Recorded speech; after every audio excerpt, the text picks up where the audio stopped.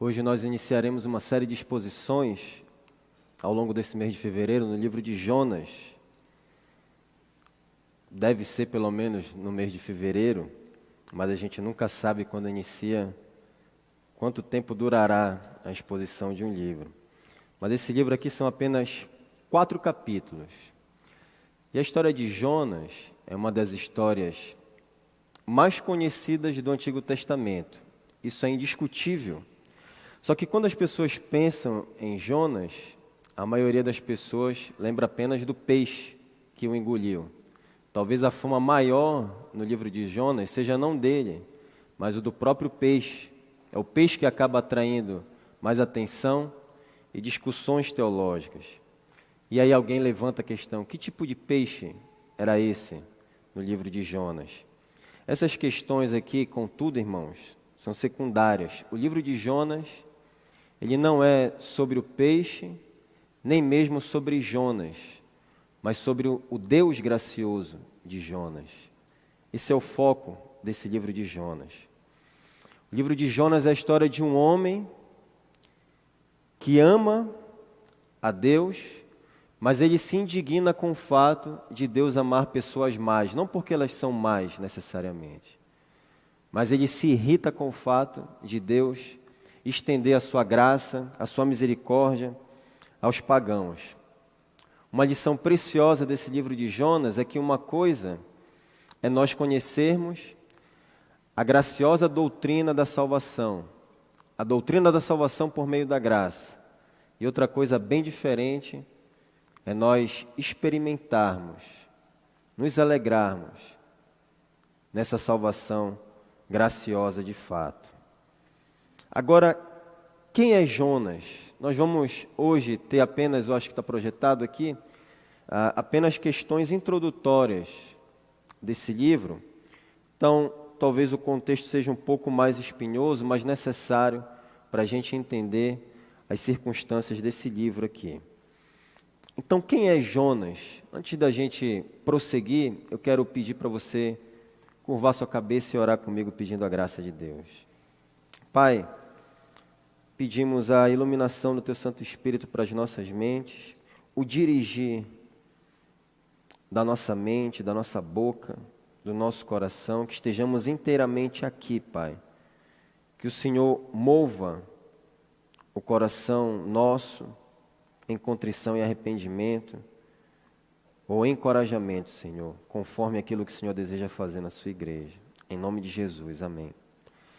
Então, quem é Jonas? Além das referências nesse próprio livro aqui, que nós vamos ler, e você já pode deixar a sua Bíblia aberta no livro de Jonas, Jonas é mencionado uma única vez no Antigo Testamento, e eu quero que você confira comigo, segundo livro de Reis, capítulo 14, 25.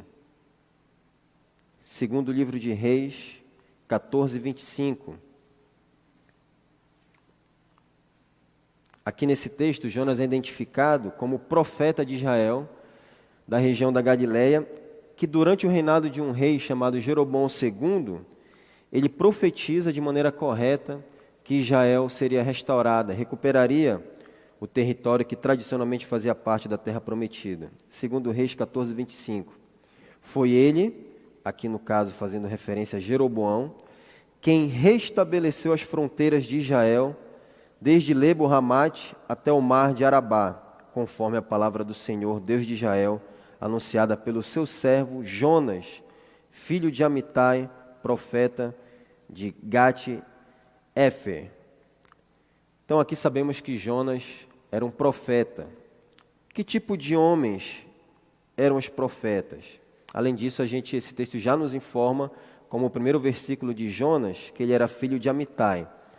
Mas eu quero voltar a sua atenção para essa pergunta: que tipo de homens eram os profetas?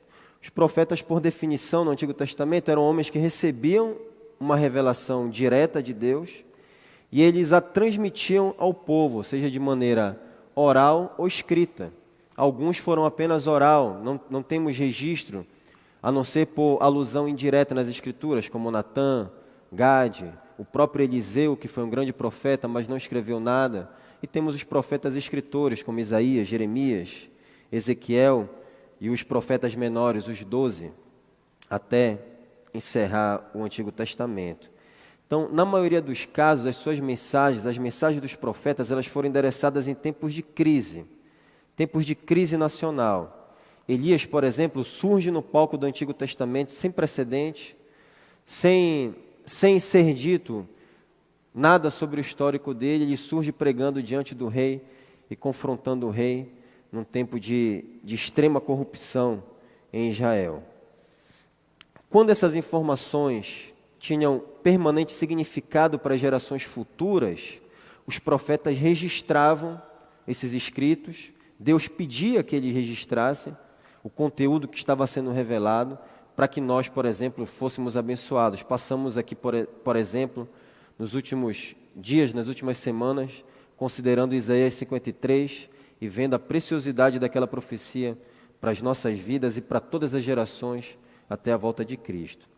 E alguns desses documentos foram preservados no cânon bíblico, foram agrupados na forma de profetas maiores, Isaías, Jeremias e Ezequiel, e profetas menores, que é um grupo de 12. Temos ali Oséias, Joel, Amós, Obadias, Jonas, Miqueias e assim por diante. Jonas está nesse grupo de profetas menores, não menor em importância, mas em extensão de conteúdo.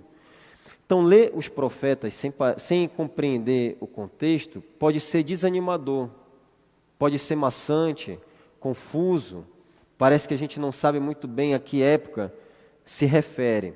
Se você se sente assim, não fique excessivamente triste ou culpado, porque o próprio Martinho Lutero também se aproximou dos profetas dessa maneira, e aqui eu extraí uma citação que eu encontrei nos meus estudos, que eu queria compartilhar com vocês. Olha só o que Lutero escreveu. Eles têm um jeito estranho de falar, se referindo aos profetas, como pessoas que, em vez de prosseguir de modo organizado, ficam saltando de um assunto para outro, de forma que você não consegue compreendê-lo, nem ver para onde estão indo. Só que o desenvolvimento da teologia bíblica nos ajuda a entender que Lutero certamente estava equivocado aqui. Diferentemente do que ele pensava, no entanto, os livros foram colocados juntos ali, e exatamente dessa maneira como está aqui, pela provisão divina, porque eles apresentam aspectos comuns, ou uma progressão, uma ligação, um cordão, por assim dizer, que os liga.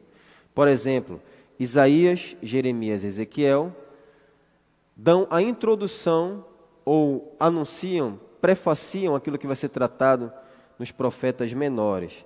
Então, eles apresentam no todo, todos em comum, um relato de que Deus cumpre as suas promessas. Essa é a mensagem de todos os profetas, sejam dos maiores ou dos menores. Deus cumpre as suas promessas. É isso que eles estão ensinando no todo. Quando alguém lê os profetas menores, os 12, como um companheiro de Isaías, de Jeremias, de Ezequias, a coisa fica muito mais fácil de compreender. Essas noções proféticas se tornam muito mais visíveis para nós.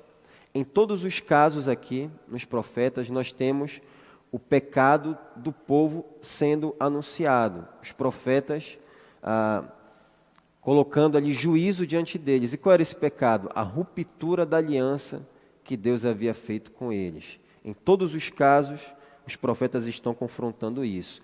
Mas especialmente Oséias e Miqueias. E, portanto, eles anunciavam punição por causa dessa ruptura da aliança que Deus havia feito com eles. Mas aí, observa a sua progressão. Naum, Abacuque e Sofonias, eles vão além. Eles dão um passo além da descrição do pecado e do castigo que estava esperando o povo. Eles apresentam promessas específicas para o dia da vinda do Senhor. Então começa a surgir uma esperança já em Naum, Abacuque e Sofonias. Então Deus é apresentado como o juiz de todas as nações. Todos vão passar pelo juízo, mas o povo dele, que permanece fiel à aliança, ele vai preservar aquele remanescente fiel, e esse remanescente fiel, aquele povo que é verdadeiramente crente dentro do Israel nacional, vai herdar as suas bênçãos. Porque o verdadeiro israelita é aquele não pela circuncisão, mas o que tem gravada a letra no coração. E aí, seguindo na sequência, na progressão, no desenvolvimento dos profetas menores, Ageu, Zacarias e Malaquias apontam para a ação divina final de transformar esse juízo em glória para todas as nações a quem o Senhor Deus enviou missionários para receber o Senhor Jesus Cristo por meio da fé.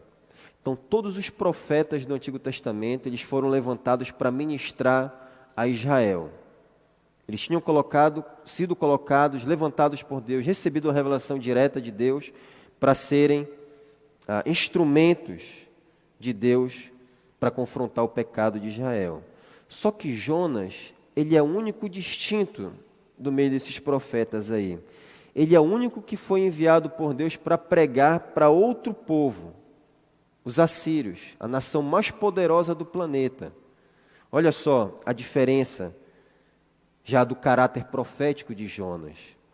O livro de Jonas, então, irmãos, ele é uma biografia em duas partes, tem uma divisão bem básica. Lembrem-se que nós estamos introduzindo aqui para que você tenha uma visão geral do livro. Na primeira parte, capítulos 1 e 2, Jonas está fugindo da sua missão. É isso que os dois primeiros capítulos mostram. Na segunda parte, capítulos 3 e 4, Jonas cumpre sua missão, mas relutante. Então o livro está dividido basicamente dessa maneira. Então é provável que Jonas, ele mesmo tenha escrito a sua experiência pessoal aqui nesse livro. Embora aqui não diga nada que foi ele realmente quem escreveu esse livro aqui. Nós, embora não saibamos se foi Jonas ou não, mas é bem possível que tenha sido ele mesmo quem escreveu, nós sabemos aqui que esse livro foi escrito no século 8 a.C. E Jonas serviu, como já dito, na época desse rei chamado Jeroboão II, um dos reis mais ímpios do norte de Israel. Olha só então Jonas também se levantando aqui em tempo de crise nacional, como era o padrão dos profetas. O reino do norte tinha muitos problemas. Vocês devem lembrar que após a morte de Salomão, em 930, o reino se dividiu. Israel passou por uma guerra civil, por assim dizer. E o reino do norte, 10 tribos formaram o reino do norte, tendo como capital Samaria. 2 tribos, Benjamim e Judá, formavam ali o reino do sul, né, tendo como capital Jerusalém. Então, Jonas está ali como um profeta do reino do norte, para pregar contra o reino do norte. E esse reino do norte tinha muitos problemas, idolatria constante, né, injustiças sociais, mas a idolatria era a principal questão com que os profetas que pregavam contra o reino do norte, era a principal questão com que eles lidavam ali. Mas também existiam ali problemas políticos e militares. A Síria era um grande império, estava ali ao redor, era uma superpotência da época, embora um pouco enfraquecida ali naquela ocasião, mas era uma ameaça também para Israel. Então, uma preocupação de Israel era se preservar dessa ameaça da Síria, dessa superpotência que rondava o reino do norte. Então, os profetas do reino do norte eles se dedicavam a 2 tarefas principais. A primeira era chamar os reis e a nação ao arrependimento, e a segunda era transmitir graça também. Então, repetidas vezes, Deus demonstrou a sua misericórdia ao povo que estava desviado. O povo de Israel que não poucas vezes se desviou. E Deus levantava os profetas. Deus nunca manifesta a sua ira, a sua disciplina, sem antes ele alertar o seu povo. E ele estava ali sempre alertando Israel, frequentemente por meio do ministério desses profetas. E é nesse contexto que Jonas é mencionado. E aí eu vou ler novamente 2 Reis 14, 25 a 27, porque Jonas aparece pregando sobre a graça, para restaurar o povo de Israel, anunciando um restauro, uma recuperação do território que a Síria havia tomado. Olha só o que diz aí. Jonas vem pregando esperança. Foi ele, o rei, quem restabeleceu as fronteiras de Israel. Já lemos esse texto. Desde Lebo-Ramate até o mar de Arabá, conforme a palavra do Senhor, Deus de Israel, anunciada pelo servo Jonas, filho de Amitai, profeta de Gate-Efé. Então ele estava anunciando que as fronteiras ali seriam restabelecidas. havia dito, ele havia anunciado, ele já está falando aqui o autor no tempo passado, que Jonas anunciou e aconteceu esse restabelecimento de fronteiras. Então isso mostra que Jonas ele estava numa posição, a gente está fechando o funil aqui, fechando o cerco, saindo de um aspecto maior para o menor. Que importância isso tem? Isso significa que Jonas ele estava numa posição extraordinariamente privilegiada para ver a graça e a misericórdia de Deus. Ele mesmo estava anunciando essa graça e misericórdia de Deus. Israel não merecia o favor de Deus, mas lá estava Jonas mostrando o caráter de Deus para o seu povo. Os profetas eram homens que tinham extrema sensibilidade. Eles haviam passado por uma experiência profunda e real com Deus, de modo que eles abandonavam radicalmente tudo aquilo que eles não consideravam bom. E eles tinham uma sensibilidade muito aguçada para o mal, o que para a maioria das pessoas poderia ser banal e parte da dinâmica social, erros toleráveis, para os profetas era uma catástrofe. E eles se angustiavam, eles se compungiam no coração, e enquanto eles não entregassem aquela mensagem, eles não tinham paz. Na verdade, Israel merecia a ira de Deus, mas lá estava Jonas pregando sobre a graça.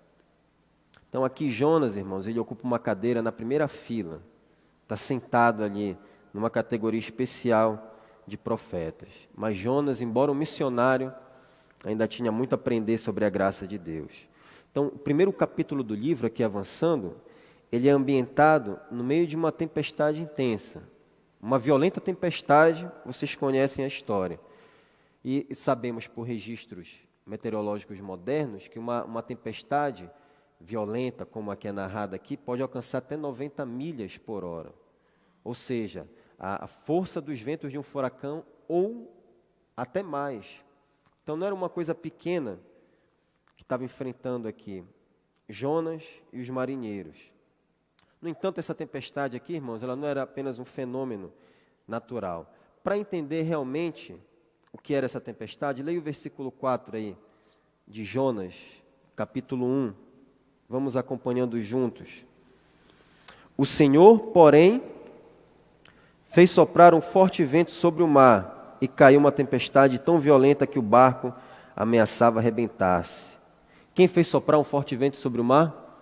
O Senhor, diz o texto. Então essa não é uma tempestade natural, é uma tempestade sobrenatural e violenta que foi criada pelo próprio Deus para atormentar Jonas. Agora, por que Deus gerou essa tempestade?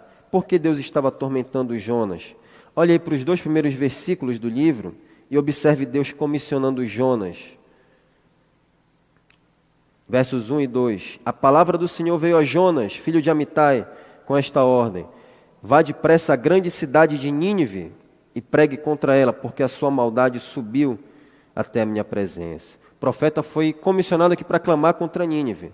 O mandato era claro e inconfundível: pregue que Nínive vai para o inferno se não se arrepender, embora o inferno não fosse a terminologia dos profetas ainda naquela ocasião, mas eu estou trazendo já para a nossa linguagem neotestamentária. Então pregue uma mensagem de julgamento, Jonas. Pregue uma mensagem de advertência. Diga a eles que Deus vai julgá-lo. Fale isso a eles. Fale e não te detenhas. A Síria é a capital, a Nínive é a capital do Império Assírio. E esta é a sua comissão, Jonas. É esse o seu mandato. Não importa o que você acha, vá e pregue contra Nínive para que se arrependa dos seus pecados. E o que foi que Jonas fez? Todos nós conhecemos, irmãos, a sua resposta.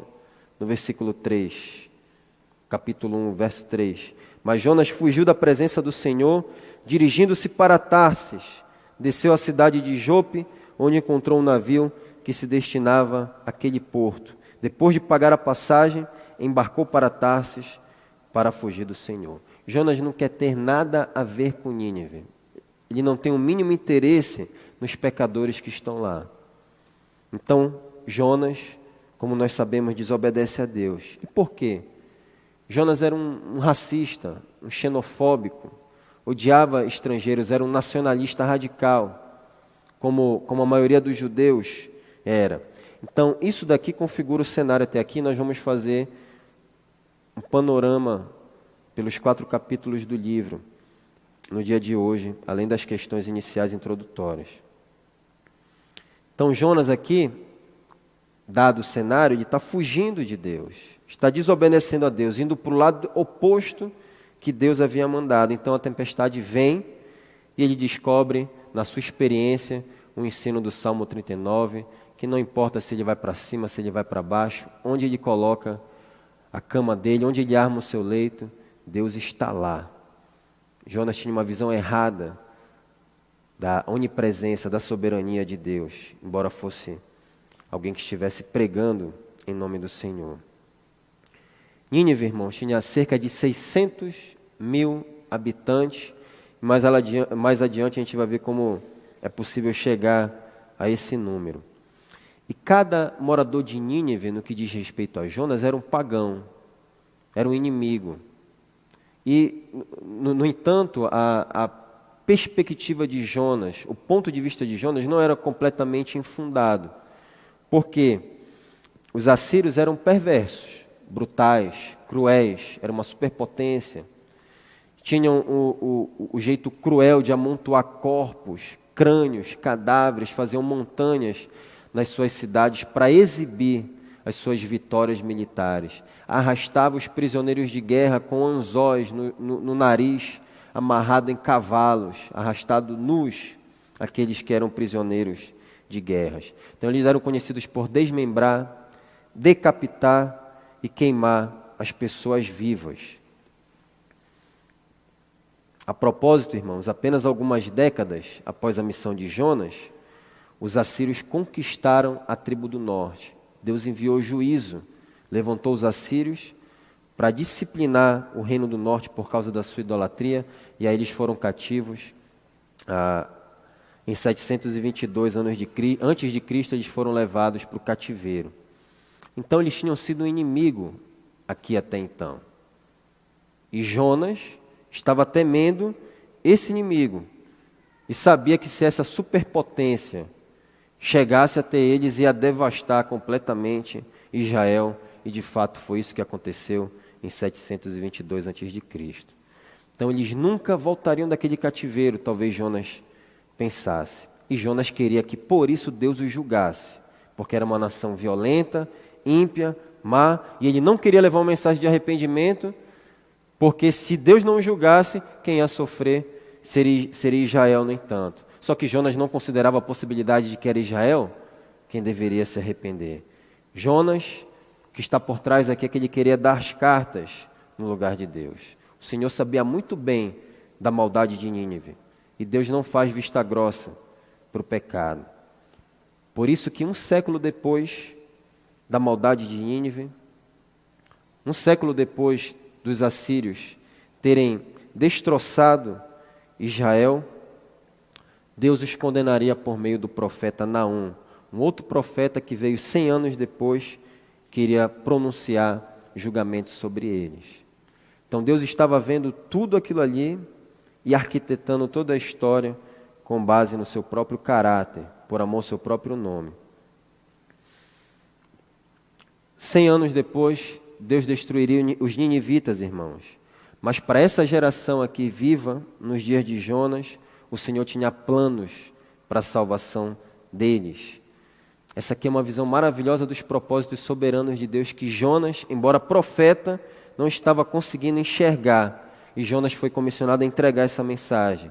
Mas ele não quer ver seus inimigos recebendo misericórdia. Ele sabia que o Senhor perdoaria os ninivitas se eles se arrependessem. E ele estava descontente com o caráter de Deus. Olha só o que está escrito lá no versículo 2 do capítulo 4, avançando. Olha só o que o próprio Jonas orou. Capítulo 4 de Jonas, verso 2. Senhor, não foi isso que disse quando ainda estava em casa? Foi por isso que me apressei em fugir para Tarsis. Eu sabia que tu és Deus misericordioso e compassivo, muito paciente, cheio de amor e que promete castigar, mas depois se arrepende. Jonas era um protótipo do fracasso nacional de Israel, irmãos. Jonas era como um sintoma vivo da desgraça nacional que a religião causou em Israel. Os judeus deveriam ser uma nação testemunha, missionária no mundo politeísta, no mundo polidemoníaco também. Jonas representa os judeus que falharam em cumprir a sua missão. Os judeus deveriam ser luz para os gentios. Em vez disso, aqui, claro, no caráter de Jonas, se tornaram cheios de ódio, racistas, cheios de animosidade, e é por isso que Deus permitiu que mais tarde os assírios viessem destruir com toda a pompa da religião de Israel. E dentro dessa nação de missionários, Deus selecionou certos profetas específicos para liderar essa tarefa missionária. E a sua missão, a sua função, o seu ofício, era proclamar que Deus desejava salvar pessoas além do verdadeiro Israel. Então os profetas muitas vezes anunciavam contra Israel e a favor de Israel, muitas vezes também. Havia juízo e graça, mas também eles falavam de Tiro, de Sidom, da Filístia, da Fenícia, da Síria, de todas as nações, mas eles pregavam sempre das fronteiras de Israel. Ainda não estavam cumprindo aquilo que Deus de fato queria para a sua nação, para o seu povo. Por isso que o chamado de Jonas ele foi único, irmãos. Ele foi enviado, Jonas, para fora da sua nação, para além das fronteiras de Israel, para ir até Nínive, em loco, pregar para eles lá. O que era incomum um profeta deixar Judá ou Israel. Mas Deus estava mandando Jonas. Então aqui Jonas ele está reagindo conforme a mentalidade da época dele, embora desobediente e não justificada a sua conduta. Israel, irmãos, não apenas falhou em cumprir a sua missão, mas ela falhou também em rejeitar os próprios missionários do seu povo que Deus enviava para confrontá-la a cumprir a sua missão de pregar o Evangelho a todas as nações indistintamente. E foi isso que o Senhor Jesus disse a Jerusalém: Jerusalém, Jerusalém, você que mata os profetas, os apedreja, você falhou em sua tarefa missionária, e os homens que deveriam chamá-la para a sua tarefa missionária, você os matou, você abafou as suas vozes. Portanto, irmãos, há uma terrível tragédia se formando em Israel aqui. E Jonas, na sua misericórdia, foi levantado por Deus ainda para alcançar outras pessoas. Povo fiel, arrogante, apático, não tinha nada além de uma adoração superficial a Deus. E isso era demonstrado por não sair para alcançar as nações, as pessoas que estavam ao seu redor, os povos vizinhos. Estavam confortáveis na sua religião. Jonas, conforme eu disse, absorveu essa mentalidade anti-evangelismo. Essa mentalidade do povo judeu contra-evangelística. Embora Deus houvesse mandado o povo desenvolver esse ministério. E Jonas está relutante em fazer isso aqui.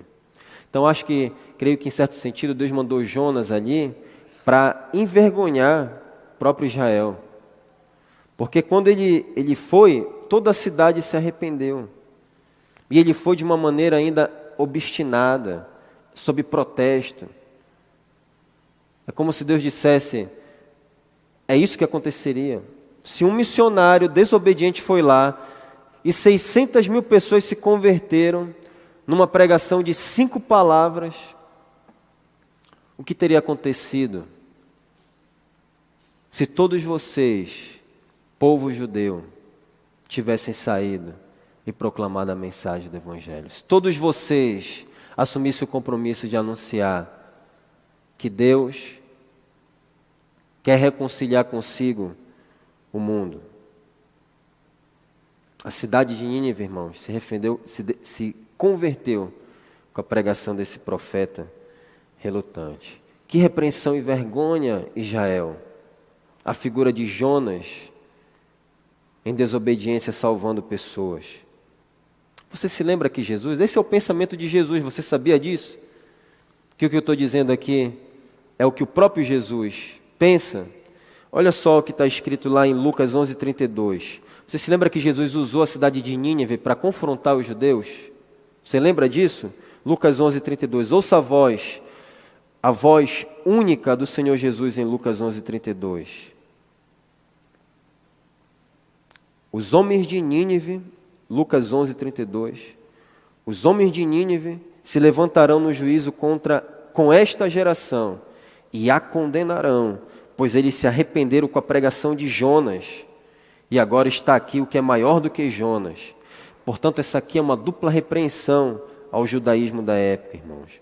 Uma dupla repreensão a eles no tempo de Jonas e uma repreensão no tempo de Cristo, pela boca do próprio Senhor Jesus. Jonas, então, é essa figura desse Israel desobediente, desse Israel que não cumpriu a vontade de Deus. E aí, o que Deus deveria fazer? Se fosse eu, Jonas, está desqualificado, não dá, pega as tuas coisas, assina as tuas contas, pode ir, a gente vai chamar outro missionário. Mas o caráter de Deus é tão maravilhoso que Ele não faz isso. Deus não faz isso.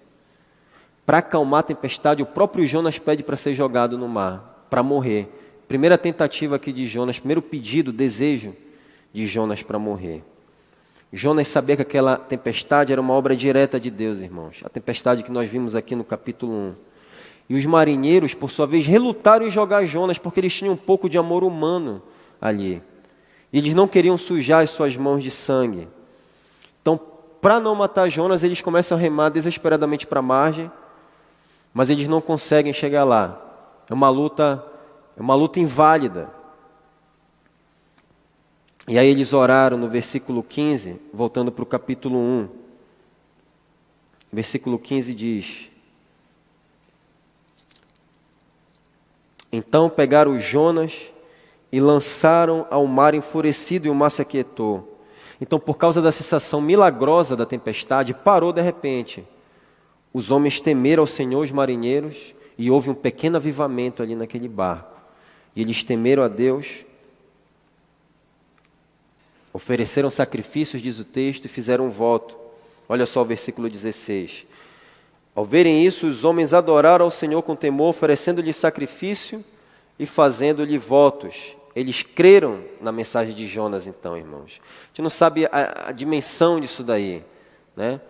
Mas o texto diz que eles temeram a Deus, temeram o Senhor. Então, de alguma maneira, eles creram naquilo que Jonas estava dizendo aqui. Então, pode ser que nós encontremos esses marinheiros no céu, não sabemos. Mas, de repente, o cenário muda aqui. Saímos de dentro do barco, nós estamos acompanhando Jonas na sua trajetória, e aí nós vamos para as profundezas do oceano com Jonas. Versículo 17, capítulo 1 ainda. Então o Senhor fez com que um grande peixe engolisse Jonas, e ele ficou dentro do peixe 3 dias e 3 noites. Isso daqui é uma coisa milagrosa. Nós não sabemos, irmãos, muitos detalhes, há muita discussão sobre isso daqui. Mas se Deus diz, né, que um peixe grande engoliu Jonas, o que aqui não é uma baleia, né? Creio que os irmãos estão carecas de saber disso daqui.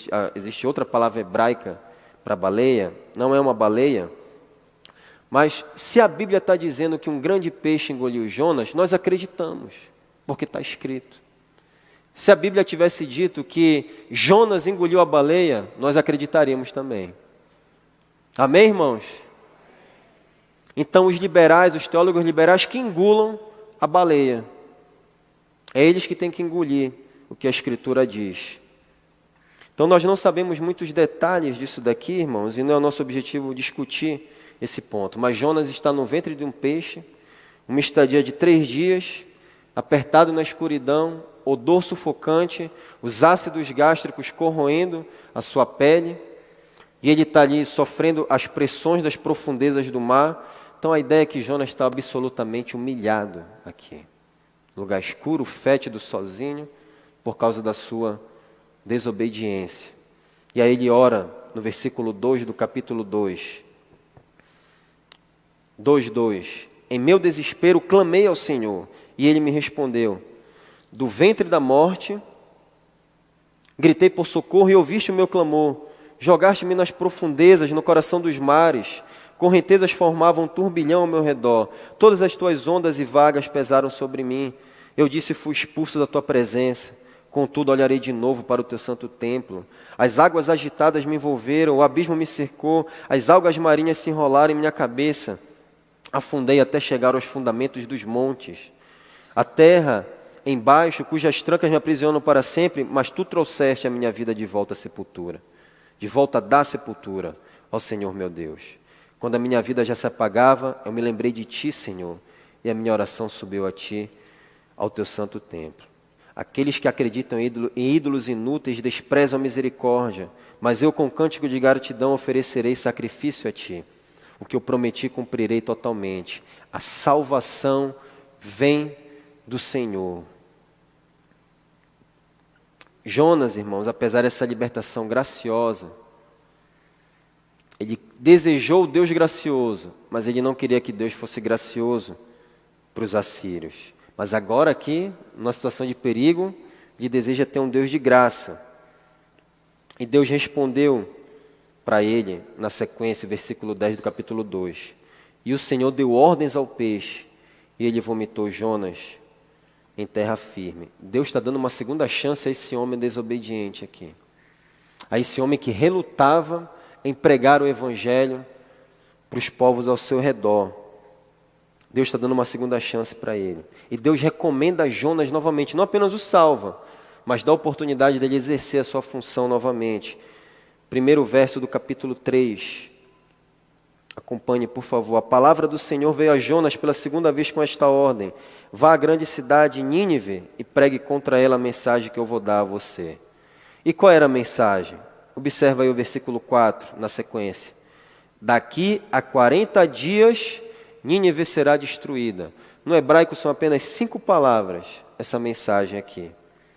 Então nós temos o versículo 5, um dos versículos mais discretos de toda a Escritura, para descrever uma obra milagrosa e monumental de Deus aqui. Olha só o que diz o versículo 5. Os ninivitas creram em Deus. Puxa, só isso. Depois de uma conversão milagrosa dessa. 600.000 pessoas pagãs que adoravam o deus Dagon, Nans e outros deuses das nações, e se convertem dos seus pecados, e simplesmente nos é dito, os ninivitas creram em Deus.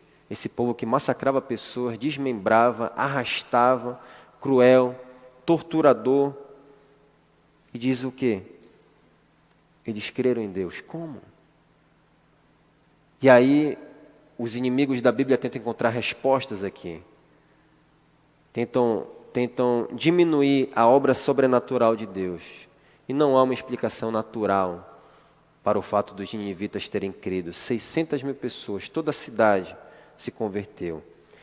A única explicação aqui é sobrenatural, que Deus, na sua soberania, determinou que cada indivíduo daquela cidade fosse salvo. E a cidade de Nínive experimentou um avivamento aqui pela boca do profeta Jonas. Uma expressão maravilhosa da graça de Deus por meio de um profeta rebelde. Tamanho amor de Deus e interesse dele alcançar pessoas. Mas essa história aqui, irmãos, continue acompanhando comigo, não perca o fio da meada. Essa história aqui ela termina de uma maneira bizarra. Jonas, que passou por todo esse contexto para chegar até Nínive, parou até na barriga de um grande peixe, foi vomitado na praia, chegou lá, pregou na cidade, e disse, em 40 dias Nínive será destruída. Fizeram um jejum, até o rei, todos, exatamente todos, do maior ao menor. Isso era o que todo missionário desejava. Alguém até poderia dizer, Jonas, no linguajar nosso, olha a potoca. Né? Isso é história de pescador, Jonas. Poderiam até desacreditá-lo, mas isso era o que todo missionário gostaria de comunicar e experimentar.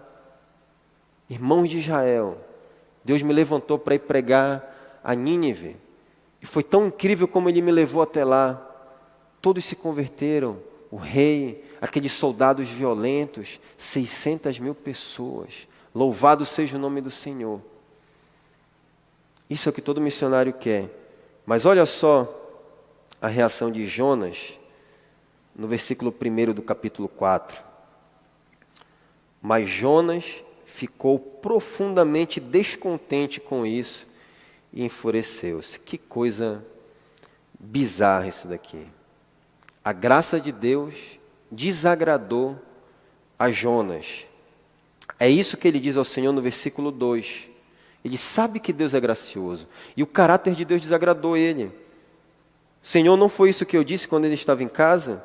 Foi por isso que eu me apressei em fugir para Tarsis. Eu sabia que tu és Deus misericordioso e compassivo, muito paciente, cheio de amor, e que promete castigar, mas depois se arrepende. Então Jonas aqui está amargurado com Deus, cheio de orgulho, preconceito, que chega a dizer que quer morrer no versículo 3 agora. Agora, Senhor, tira a minha vida. Em outras palavras, eu não suporto os assírios convertidos.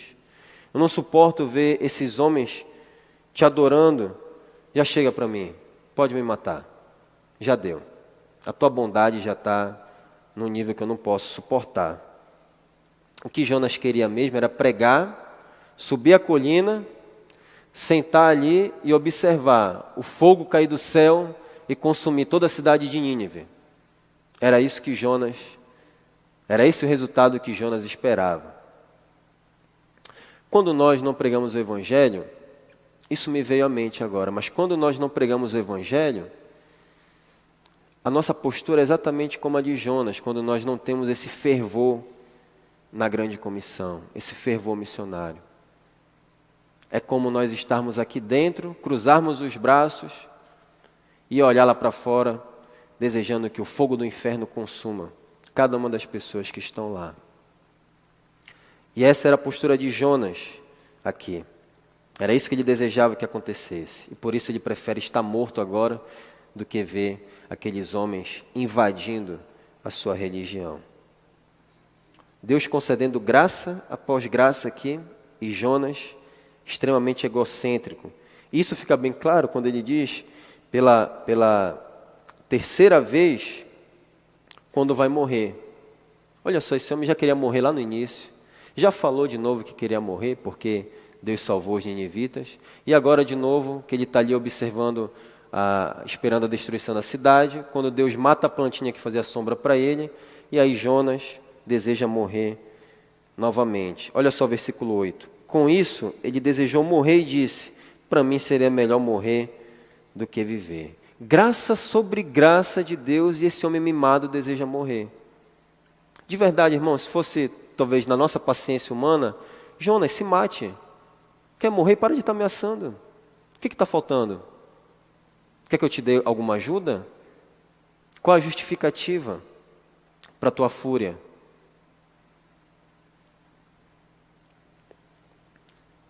E o Senhor ensina uma lição para Jonas aqui. Você teve compaixão da planta, que não trabalhou, que não fez crescer, que surgiu durante a noite e morreu durante a noite. Não devo ter compaixão de Nínive, a grande cidade na qual existem mais de 120.000 pessoas que não sabem a diferença entre a mão direita e a esquerda, assim como muitos animais. É possível aqui, uma interpretação possível é que essas 120.000 pessoas sejam 120.000 crianças apenas. A contagem seja apenas a respeito das crianças, por conta da referência que o escritor faz sobre não saberem discernir a mão direita da esquerda. Então, isso é possível, né, uma interpretação possível, e daí se calcula, considerando o tamanho da cidade de Nínive, que tinha uma circunferência de 5 quilômetros, que ali habitavam pelo menos 600.000 pessoas. Então, Jonas aqui está cheio de desprezo, irmãos. Ele quer ver uma cidade inteira no inferno. É isso que Jonas quer. Deixe-me confortável. Deixe-me confortável nessa cidade. Deixe-me confortável aqui fora da cidade. E mande essa cidade para o inferno.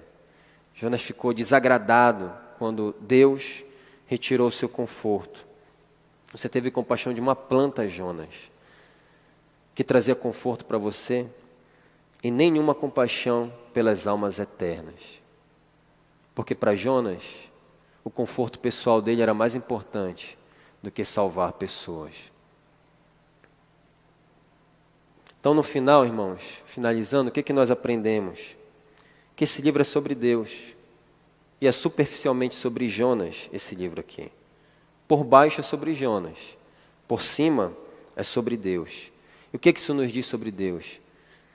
Primeira coisa é que Deus é o herói supremo da história. Que a história da redenção só está garantida por causa de Deus. Não por causa de nenhum homem. É Ele quem conduz a história da redenção. E é Ele quem faz com que as pessoas ouçam, creiam na mensagem. É Ele quem empurra os seus missionários para salvar quem Ele quer, aqueles que venham adorá-lo. É sobre Deus. O livro de Jonas nos ensina que Deus é soberano. É Ele quem começa a tempestade. É Ele quem faz o peixe ir até Jonas. É Ele quem cria a plantinha. É Ele quem manda o vento oriental. É Ele quem é soberano sobre todas as coisas, é Ele quem controla os mínimos detalhes e os concorre para a salvação da humanidade. Nada está fora do controle soberano de Deus. Ele tem o poder sobre toda a criação e até os marinheiros pagãos reconheceram Ele como Deus Criador. De maneira surpreendente, irmãos, a única pessoa na história que resiste a Deus é Jonas. Não é engraçado isso? Tudo se submete a Deus. Ele diz o peixe vem, ele diz a planta cresça, ele diz ao vento oriental sopre, ele diz a tempestade chacoalhe, mas quando ele diz a Jonas vem, Jonas diz não. Não é interessante isso? Como o pecado nos coloca numa condição de rebeldia diferente de toda a criação. Deus, no entanto, estava empenhado em fazer uma obra ali, apesar da rebeldia de Jonas. E isso deve ser encorajador para todos nós, porque nós somos falhos. Não depende da sua capacidade, da sua eloquência, dos seus dons, dos seus talentos. Deus, Ele pode usar qualquer coração disposto, e até os que não estão dispostos às vezes. Ele pode usar qualquer pessoa. Então não depende de nós. Não deve nos surpreender o fato de que Deus está usando Jonas, porque pessoas falhas como Jonas é o único tipo de pessoas que existe. Nós estamos aqui. Não há pessoas perfeitas na obra do Senhor. Inclusive Paulo, que era ministro, chegou a dizer: eu sou o principal dos pecadores. Deus também é um juiz supremo. É a segunda lição que nós aprendemos no livro de Jonas. E Ele enviou uma mensagem de julgamento, de arrependimento. Deus é aquele que vai julgar todas as nações. E reconhecendo que Deus era juiz, os ninivitas se arrependeram. E é essa mensagem que nós devemos anunciar também. Isso nos leva ao último ponto, que Deus é um Salvador misericordioso. Deus, a sua bondade não é limitada pelo nosso orgulho, pela nossa indiferença. A sua compaixão, bondade e graça se estende a todas as pessoas, apesar de nós. Apesar de nós, irmãos. Apesar de nós. Então essas três verdades aqui são o coração do Evangelho. Aqui no livro de Jonas está o Evangelho. Deus é o Criador de todos nós, Criador santo e justo. Isso nos coloca em responsabilidade diante dEle, que nós devemos nos arrepender. Mas nós recebemos esse perdão pela fé no Senhor Jesus Cristo, aquele que foi morto, mas vive pelos séculos dos séculos. E Deus é o Deus da história, é o Deus de Jonas, é o Deus do nosso Senhor Jesus Cristo, é o Deus desta igreja, e é o Deus que ordena que a sua igreja advirta todo homem pecador sobre o juízo vindouro, e o chame ao arrependimento. E todos aqueles que se arrependem, Ele o abraça. E eu quero encerrar agora fazendo uma pergunta a você.